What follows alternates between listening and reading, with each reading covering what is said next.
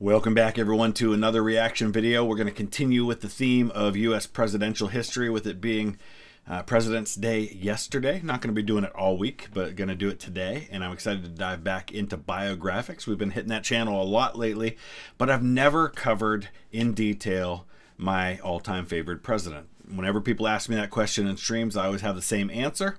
And my friend JD over the History Underground just recently had a poll question about this very thing. And this is what his poll question looked like. I thought it was a pretty clever way to ask the question, and I 100% agree with him about the answer. So we're going to dive into the story of Theodore Roosevelt today, one of my all-time favorite historical figures of any kind. Before we get into today's story, though, I want to give a shout out and a big thank you to our latest executive producer level patron, Brandon Christian, as well as our latest producer level patron, and I hope I get your name right. Please let me know if I did not pronounce this right. Bienvenido Busadre. I hope I got that right. Please let me know if I didn't. If you want to know what it takes to become a part of our team of supporters on Patreon, there's a link in the description that will take you over to that page, and you can see all the perks that are available and the different rewards. We're going to be unveiling some new ones in the coming days, including one that I think might interest a lot of people, which is going to be the ability, I guess I'm announcing it now, kind of, the ability to see videos a day early. That's going to be something that's exclusive to our patrons and our members. So I'll be rolling that out as soon as I get everything set up and recorded and ready to go for that. But let's go ahead and dive into the story of Theodore Roosevelt. As always, the link is in the description to the original content if you want to see it without my commentary. Few would have believed that the frail, asthmatic little boy who loved to collect insects would amount to anything special, much less the youngest and most robust president in U.S. history. Theodore Roosevelt's Yeah, you know, people forget that Theodore Roosevelt is the youngest president in American history. He absolutely was. I think he was 42 when he became president. Pretty young guy. Not the youngest elected president in history. That was John F. Kennedy, but Roosevelt became president because of an assassination. He was younger than Kennedy. Transformation from sickly child to master of the bully pulpit and the ultimate symbol of American strength and vitality is an inspiring story of the power of self-determination. Absolutely. In this week's Biographics, we uncover his story.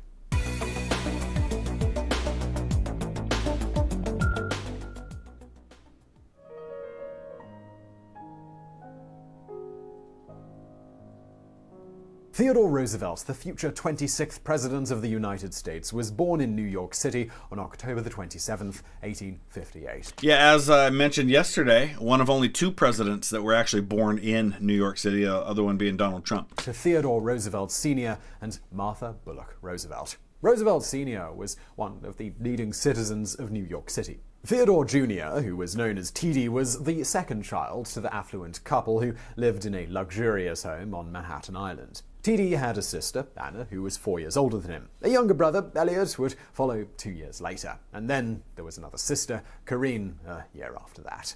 TD suffered from asthma from the age of 3. His condition, indeed... I think that's just his British pronunciation of Teddy.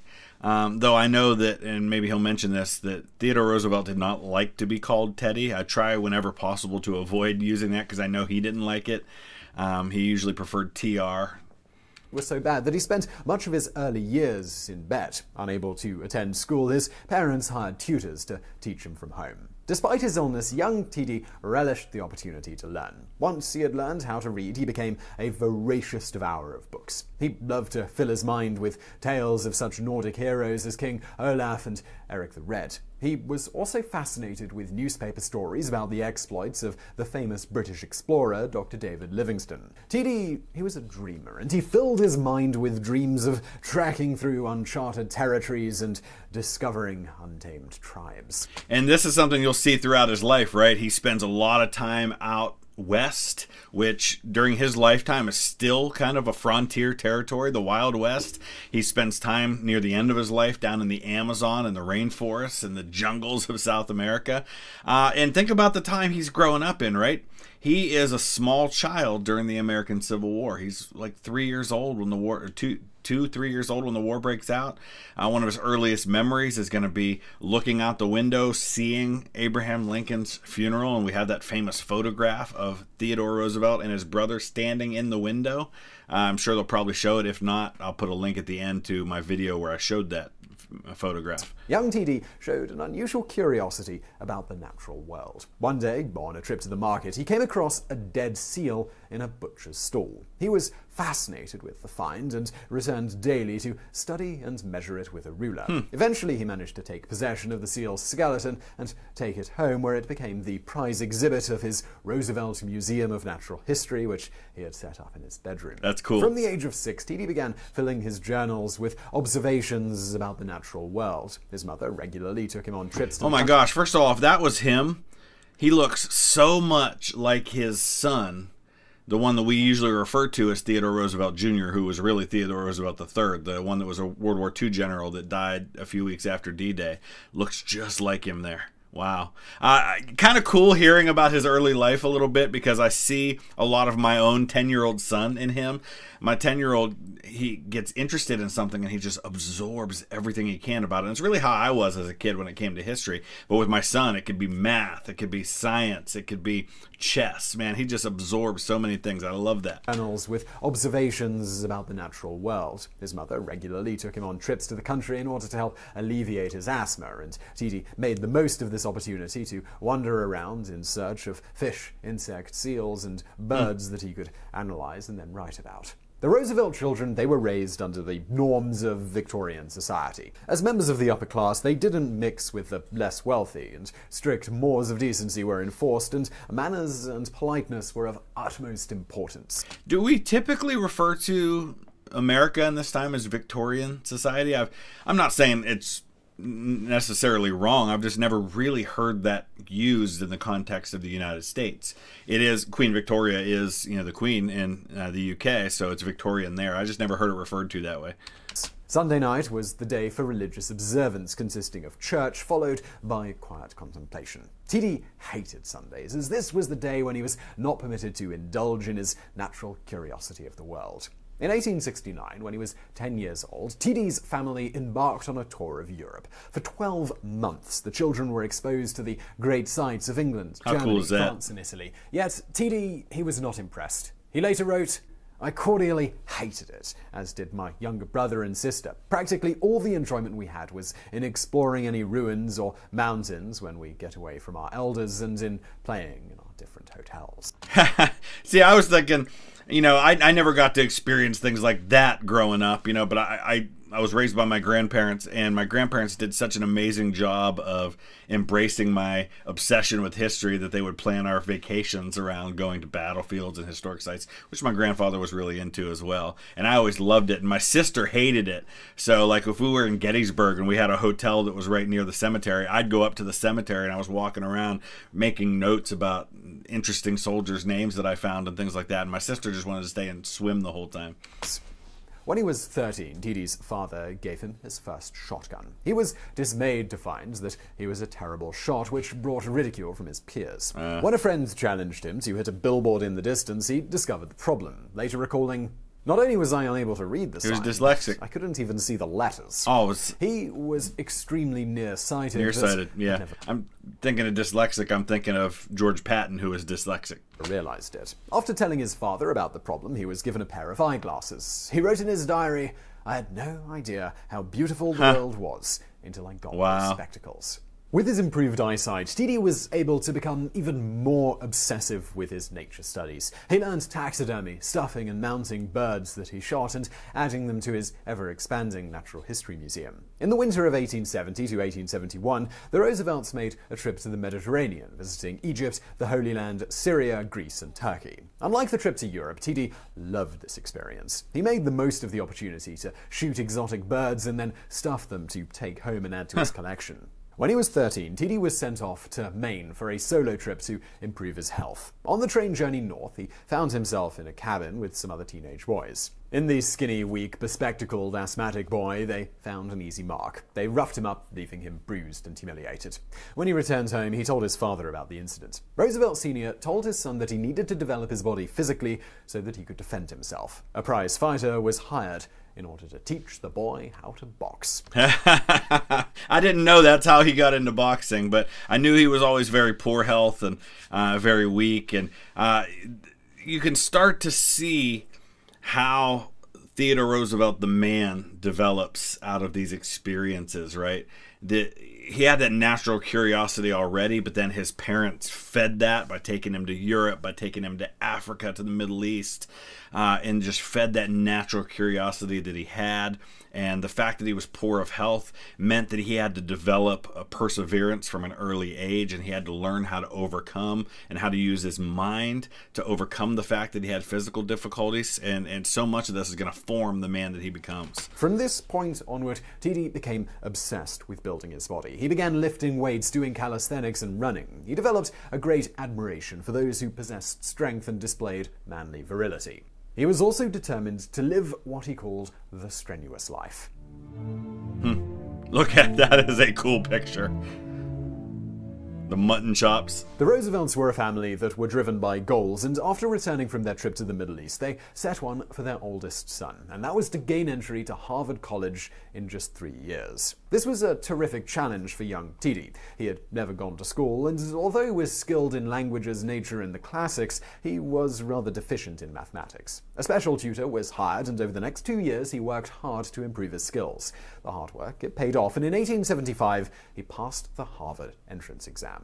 For a freshman at Harvard, the childhood name of TD would never have done, so he took to calling himself Theodore. He immediately took to college life, involving himself in political parades, boxing tournaments, and a rowing competition. He also became a skilled debater, taking on professors and fellow students alike. To his delight, he found himself readily accepted and was soon invited to join some of Harvard's most prestigious societies. Theodore's blissful existence was interrupted during a visit home in his sophomore year. He found that his father was gravely ill. With his beloved TD back home, the old man's health revived somewhat and the danger seemed to have passed. But when Theodore returned to Harvard for the new year, his father took a sharp turn for the worst. Towards the end of February, Theodore received a telegram to return home urgently.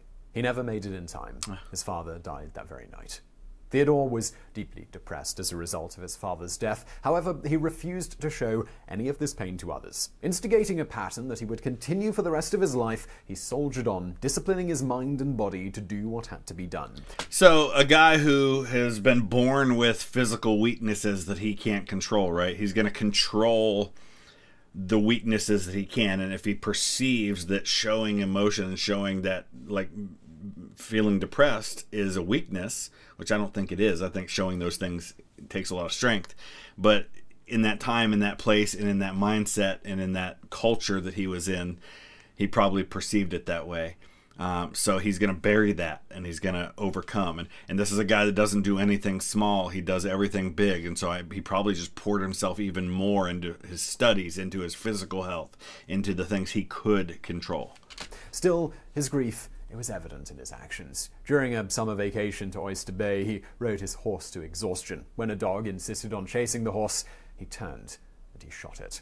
Theodore also began hiking, finding a release in the great outdoors. He teamed with a crusty old adventurer by the name of Bill Sewell, who served as his guide. Sewell later recorded his impression of Theodore Roosevelt at the time, stating, "He was fair-minded, Theodore was, and then he took pains to learn everything. There was nothing beneath his notice. I liked him right off.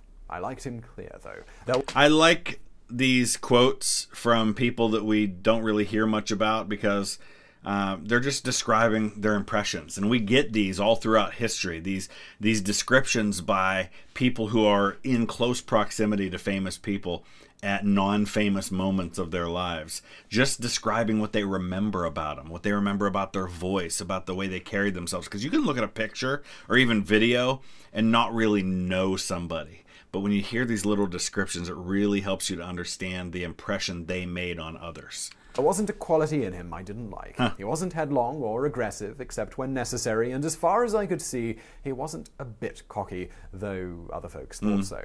By his mid-teens, Theodore had developed into quite a character. Never afraid to express his opinion, he could always be counted on to be the center of attention. His unique outbursts of approval, bully and delighted, quickly became trademark responses. In 1879, he set his charms on a young woman by the name of Alice Lee. "See that girl?" he said to a Harvard pal. "She won't have me, but I'm going to have her."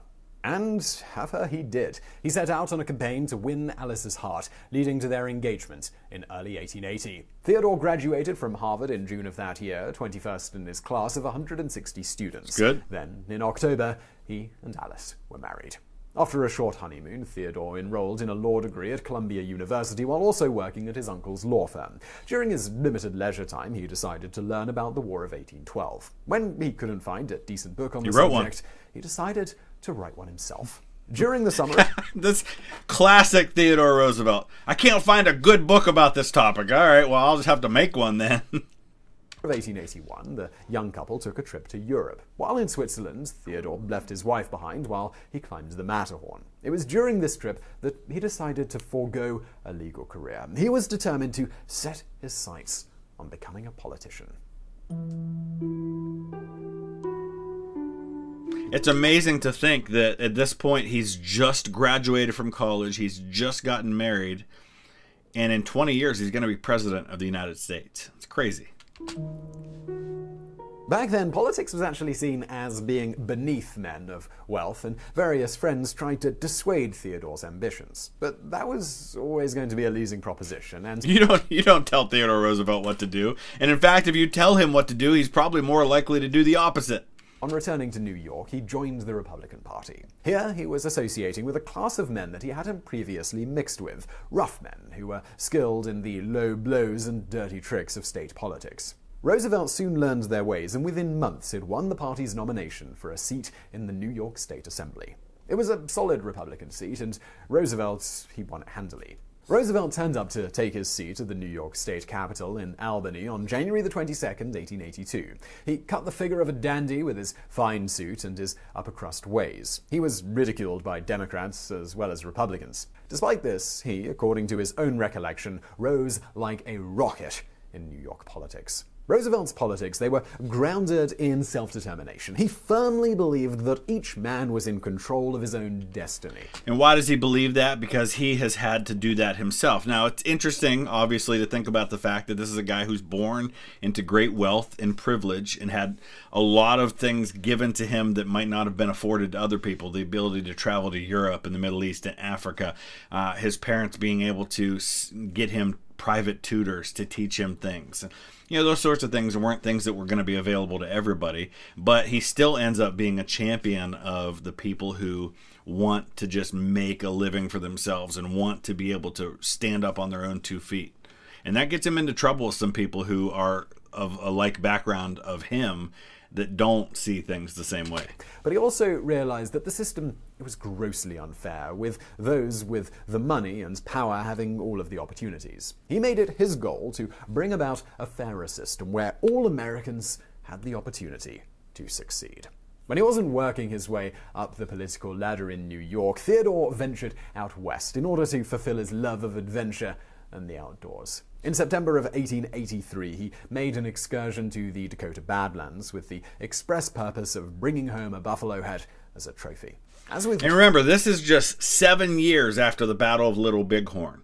This is just a couple of years after things like the Lincoln County War with Billy the Kid and those guys. We're right around the time of some of the most famous Wild West stories happening is when he's out there. Most things he set his mind to, he was successful in that goal. During this trip, he also purchased a cattle ranch. In November of 1883, Theodore won his 3rd term to the New York State Assembly. He returned to Albany while his wife, who was heavily pregnant with their first child, went to live with his sister. On February the 11th, 1884, he received a long-awaited telegram announcing the birth of a baby girl. But this telegram had also told him that Alice was very sick. He rushed home to discover that the news was even worse. Both his wife and his mother were gravely ill. They both died on the same day, February the 14th, 1884. That night he wrote in his diary, "The light has gone from my life." There's a picture of that, and you can see me tearing up because I knew that part of the story was coming. He lost his mom and his wife. One was upstairs and one was downstairs in the same house on the same day. And he did. There's a big X in his journal that day. And I thought, let me take a look, see if I can find the picture. See, there was something that wasn't sitting right with me when he read that quote, because I thought it was "the light has gone out of my life," and that is what it is. It wasn't "the light has gone from my life." Minor thing, but still. There's what he wrote that day with a big X. The day that he lost the two most important women in his life. I mean, just imagine what that does to a young man. He's what, 25 at this point? Can't imagine. Theodore responded to the double tragedy with the stoicism that epitomized his personality. After a few days of isolation, he left the baby in the care of his sister and returned to Albany to see out his term in the General Assembly. Life had to go on. Throughout 1884, Roosevelt worked tirelessly to propel himself from state to national politics. His brash, unwavering style brought him the attention of prominent men, including an influential Bostonian by the name of Henry Cabot Lodge. By the end of the year, the 25-year-old was being eyed by many as a future Republican leader. However, inside Roosevelt was an empty man. Yeah. He needed to get away from the rough and tumble of politics in order to heal himself. So, we all have these moments, these crossroads moments in our lives, right, where we have to make a choice and we make a decision that will impact the rest of our lives. And, what would have happened if Theodore Roosevelt didn't take this break and go out west and kind of just take some time for himself after this tragedy that he experienced? Does he rise sooner? Maybe. Does his rise happen at all without those things? Hard to say. These are important questions to ask. At the end of 1884, Roosevelt retired from politics and moved to one of his ranches in North Dakota.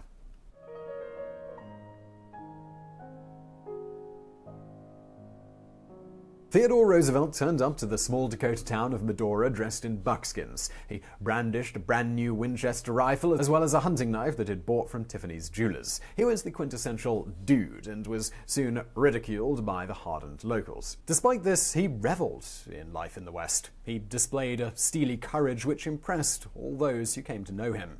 Roosevelt hired his old tramping guide, Bill Sewell, to come out and manage his ranch for him. But he didn't leave all the hard work to his men. He rode out on the range with them, chased spooked cattle, and stood guard during long and bitterly cold nights. In 1886, he captured a group of thieves who had stolen a boat and then took them as prisoners on a 3-day trek to the local sheriff. During those 3 days, he didn't sleep a wink as he kept his rifle trained on his captives. Following the exceptionally harsh winter of 1886 to 1887, which killed half of his cattle stock, Roosevelt, he returned east. He was 30 pounds heavier than when he left and was a harder, more confident version of himself. Soon after returning, he met up and fell in love with a childhood friend by the name of Edith Carow. They were married on December 2nd, 1886, and would go on to have 5 children together.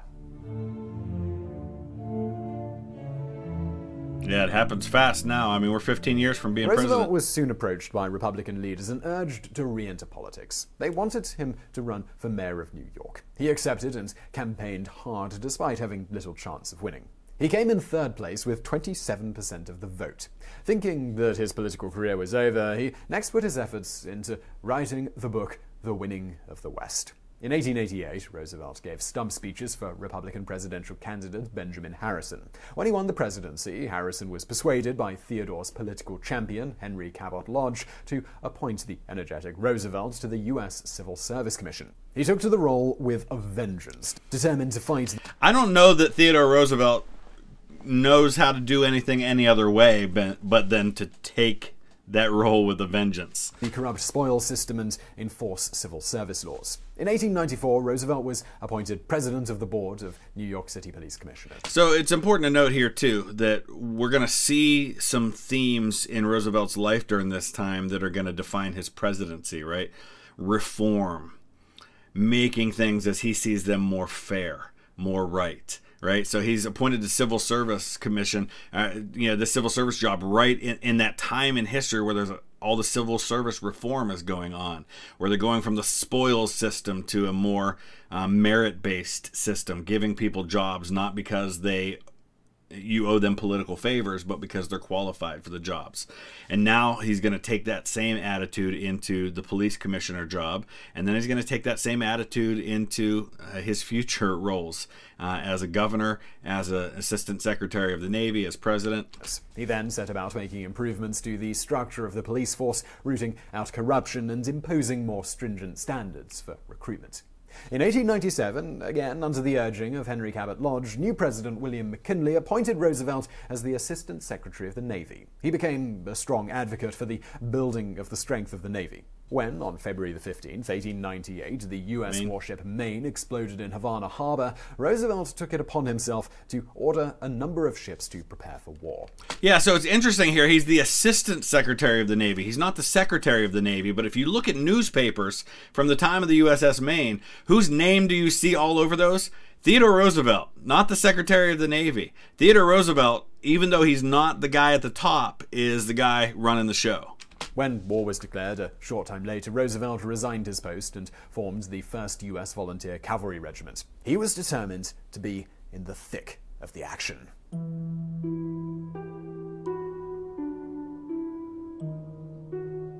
The press dubbed Roosevelt's cavalry regiment the Rough Riders. After a period of training in San Antonio, Texas, they were shipped to Cuba. There's a movie about that, by the way, with Tom Berenger playing Theodore Roosevelt, and I think actually doing a really good job of playing Theodore Roosevelt. I definitely recommend you check it out. First action was at the Battle of Las Guasimas, where they forced the Spanish to abandon their entrenched positions. On July 1st, 1898, Roosevelt led his men on the famous charge up Kettle Hill. He was the only man on horseback, making an easy target for the enemy. Still, without any care for his own safety, he rode up and down the line, urging his men up the hill. Also attempting to take the hill were soldiers of the 9th U.S. Cavalry, but these soldiers were having a hard time of it. A reporter for the New York Times recorded the action, stating, "Colonel Roosevelt on horseback broke from the woods behind the line of the 9th and, finding its men lying in his way, shouted, 'If you do not wish to go forward, let my men pass, please.' The junior officers of the 9th with their Negroes instantly sprang into line with the Rough Riders and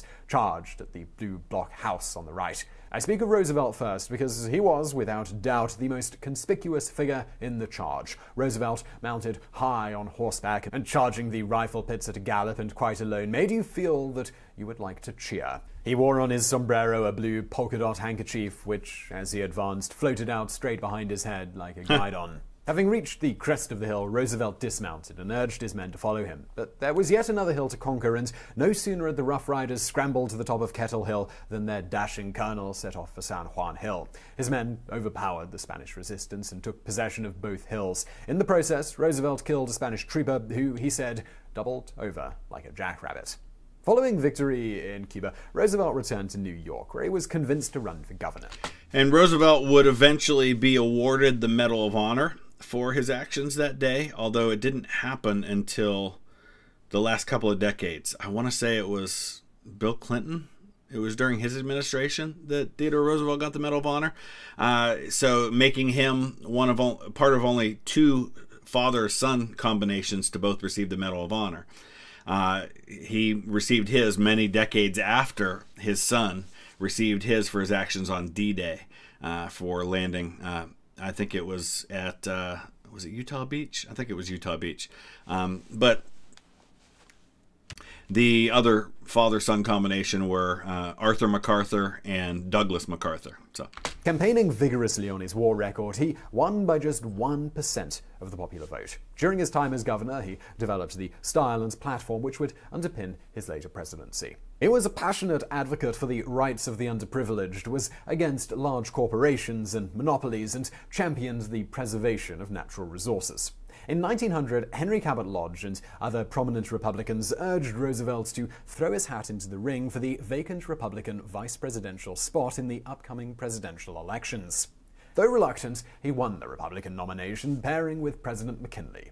Now, you'll often hear the argument made, and I think it's a fair one to make, that a lot of Republicans didn't like how progressive Theodore Roosevelt was.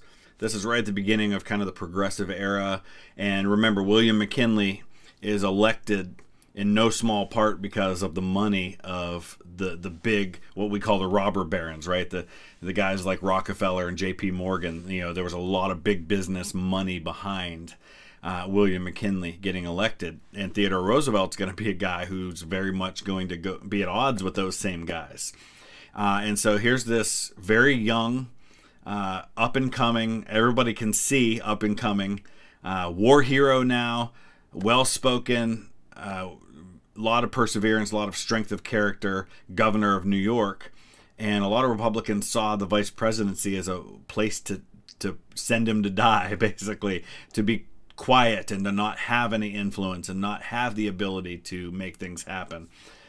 Of course, that only works as long as the president's alive. With his boundless energy, he threw himself into a barnstorming campaign, making 480 speeches in 23 states. In the end, he and McKinley easily won, and Theodore Roosevelt was sworn in as the Vice President of the United States on March 1st, 1901. 6 months later, President McKinley was shot while attending the Pan American Exposition in New York. I paused again, and typically they don't make these mistakes, so I don't know who was writing the stuff. I paused again because I thought March 1st does not sound right for the beginning of a term. It was March 4th that he was sworn in as vice president. I think it was in the 1930s when we switched it to January 20th. But yeah, it was March 4th. Okay, I just wanted to make sure. 6 months later, President McKinley was shot while attending the Pan American Exposition in New York. He died 8 days later. As a result, the 42-year-old Roosevelt was propelled into the highest office in the land, becoming the 26th President of the United States on September 14th, 1901. He was the youngest man to ever hold the position.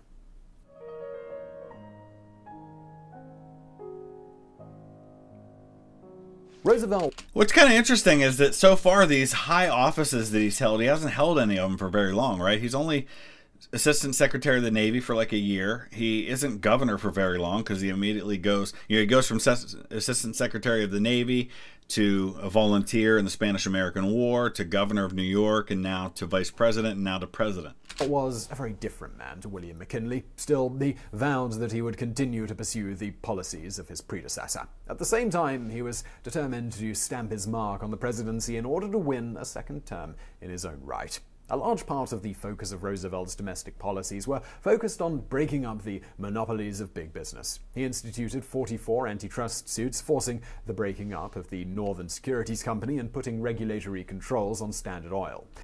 Yeah, and this is going to be one of the things that defines him. But think about, I mean, the man's going to be president for a little less than 8 years. And incredible amount of stuff that happens in those 8 years that he's responsible for. Not just the antitrust stuff, but the FDA and things with national parks.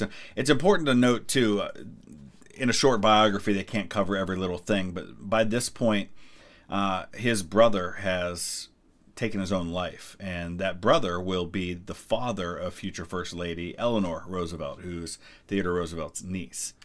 Of all the domestic policies that Roosevelt was passionate about, however, none came close to the preservation of wildlife and the environment. He established the United States Forest Service, created 5 national parks, and placed a total of 230 million acres of land under public protection. In terms of foreign policy, Roosevelt, he was an ardent imperialist. He successfully mediated the Treaty of Portsmouth, which brought an end to the Russo-Japanese War, winning a Nobel Peace Prize for his efforts. His making of a deal. Only person to have a Medal of Honor for war and a Nobel Prize for peace. Deal with the Panamanian government for the building of a canal led to the separation of Panama from Colombia in 1903. In the 1904 presidential election, the Democrats put up Alton Brooks Parker to face off against Roosevelt. Campaigning on the promise to give every American a square deal, Roosevelt won 56% of the popular vote, along with 336 of 476 electoral votes. During his second term in office, Roosevelt began moving to the left of his Republican base. Yeah. He pushed for a number of pretty radical reforms. So there's an interesting thing to note there about the man, right? He kind of saw his first term as really McKinley's term. And so while he did some things that he was really behind, he didn't really go as progressive as he probably wanted to. Once he got elected in his own right, he probably saw, well, now I have a mandate from the American people who have specifically voted for me Now I'm going to do what I feel is right. Reforms including the 8-hour workday, most of which they were defeated in the House. He had declared that he would not seek a third term, and so he became a lame duck president. While thoroughly enjoying the role of president, he felt that staying in office for more than 2 terms would run the risk of dictatorship.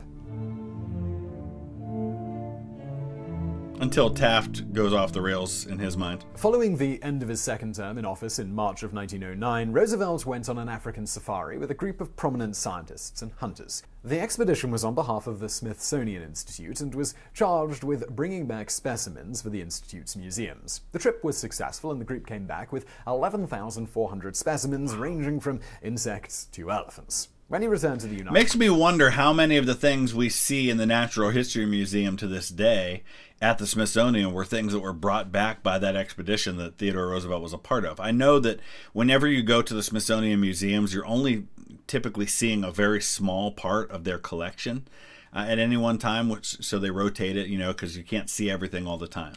States. Roosevelt was far from happy with the performance of his successor, William Taft, believing that Taft had made the Republicans far too conservative. He began to speak loudly of leading a program of new nationalism which emphasized labor over capital. By the time that the 1912 presidential election rolled around, Roosevelt was convinced that only he could save the Republican Party. He challenged Taft in the Republican primary. However, Taft won the nomination, squeezing Roosevelt to the sidelines. Undeterred, Roosevelt quit the Republicans, forming his own party, the Progressives, and he ran. Much as I love you, Theodore Roosevelt,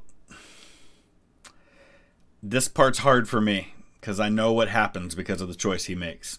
And for president as an independent. He then went to the stumps and appealed to the people. On October the 14th, 1912, Roosevelt was giving a speech in Milwaukee, Wisconsin, when he was struck by an assassin's bullet. This shot was a perfect shot to the heart, and it penetrated his breast pocket and slammed into a thick glasses case. The bullet then thumped into a heavy speech manuscript that he had chosen not to use. Without missing a beat, Roosevelt ensured that the would-be killer was apprehended, then he went right on with his speech. The first words to the crowd after being hit were, "Ladies and gentlemen, I don't know whether you fully understand that I have just been shot, but it takes more than that to kill a bull moose." If you could sum up a human being in one quote that they speak over their 60 years of life, there it is. Right there. The man was shot in the chest. He's 50 years old. And he realized he hadn't coughed up any blood, so it probably hadn't gone into his lung. And so he finished I think it was like an hour-long speech, which is why it was so thick in his pocket. The bullet stayed in Roosevelt's pectoral muscle until his death. Yep. The 1912 presidential election, it was won by the Democratic candidate Woodrow Wilson with 42% of the popular vote. However, Roosevelt did beat the incumbent president with 27% compared to 23% for Taft. During a South American expedition in 1913 to 1914, Roosevelt contracted tropical fever after suffering a leg wound which became badly infected. By the time he returned to New York, he was 50 pounds lighter and deathly pale. And I think one of his sons was with him on that expedition, and at one point, Theodore Roosevelt actually told them to leave him behind and leave him to die because he was that sick on that trip. And a lot of people speculate that it's that trip that killed him. Even though it took several more years. That trip combined with his son's death in World War I really kind of did him in. And so had he been elected to that third term, maybe he lives a longer life.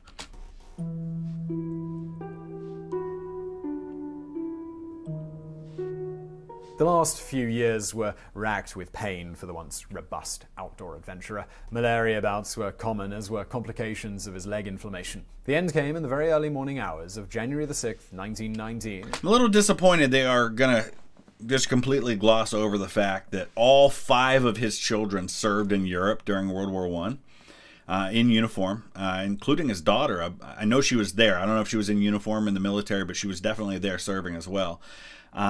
But his son, Quentin, is going to be shot down in the summer of 1918 in the war. And that was, as you can imagine, pretty hard on him. And he died just months later. After he had complained about not being able to breathe the night before. The doctor was summoned, and after some treatment, he felt better.